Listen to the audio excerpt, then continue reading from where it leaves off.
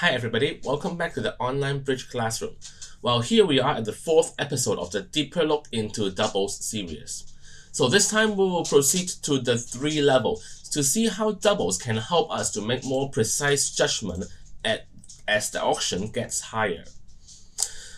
Alright, so this is the auction we will be focused on today. Well, you open 1 spade and opponent overcalls 2 diamond. Partner supports with 2 spade and right hand opponent competes with 3 diamond. Okay, so now, if you bid 3 spade, what does it mean? Does it show that you want to compete for the contract at 3 spade just like the hand here? Or do you want it to invite partner to 4 spade just like the other hand? Well, without the opponent's 3 diamond interference, 3 spade would surely be showing invite strength. Well, but when opponents are in action, things becomes a little bit more complicated. Well, we definitely need to differentiate between the two intentions, so let's see how we are going to do it. Well, to bid 3 spade at this position is purely competitive, well, with no intention to play in 4 spade, you just want to play 3 spade. So what kind of hands is suitable to compete in 3 spade right here?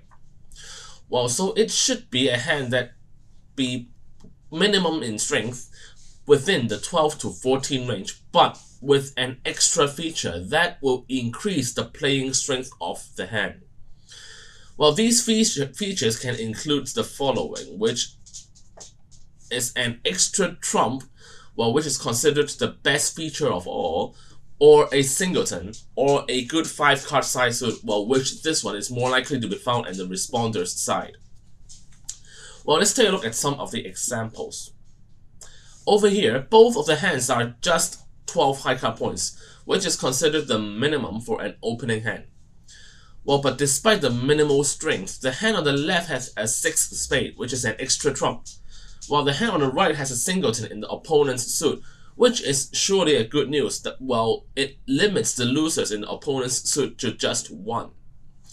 So therefore, both hands are considered suitable to compete at 3 spade at this position. Well, the same consideration apply to the responder as well.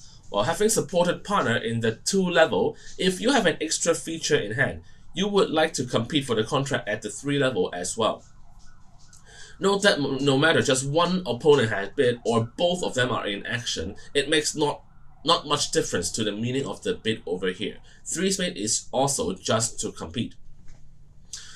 Well, before we move on, well, let me remind all of you on a misconception that you might have thought that with extra values, you can compete in 1 level higher, just like the hand we see now. Well, it is not the case. With a balanced hand, the playing strength of the hand is very limited. If we look at the situation from a different angle, like holding extra high cards while the hand is balanced should be facilitating defense more than declaring. Well, those queens and jacks are more likely to contribute to a trick when you are acting as a defender. Well, so do not compete in 3 level with a good looking balanced hand like this.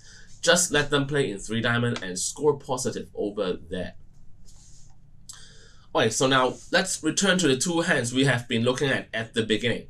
We now know that 3 spade is a competitive intention, so we've got half of the problem solved. We know that this hand belongs to 3 spade. So how about the hand remaining now?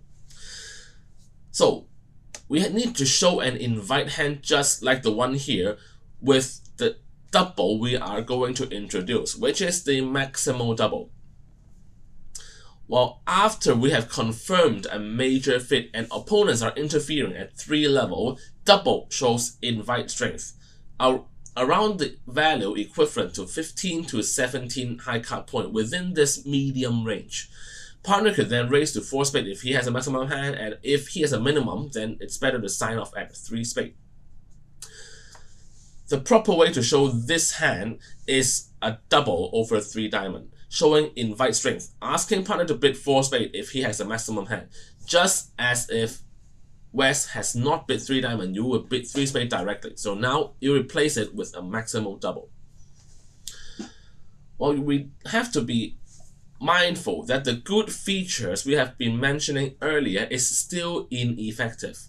Well, if you have some of these great extra features, they can count for 1 point, since it will be adding on extra playing strength to your hand.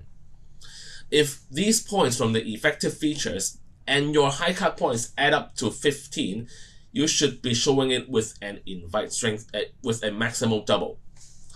So let's take a look at this hand over here. Well, the high card point count is 14, but there's an extra trump. That means it's a good feature for playing strength. So it can count for 1 extra point, and that would add up to 15. So therefore, a maximum double here would give a perfect description to the hand.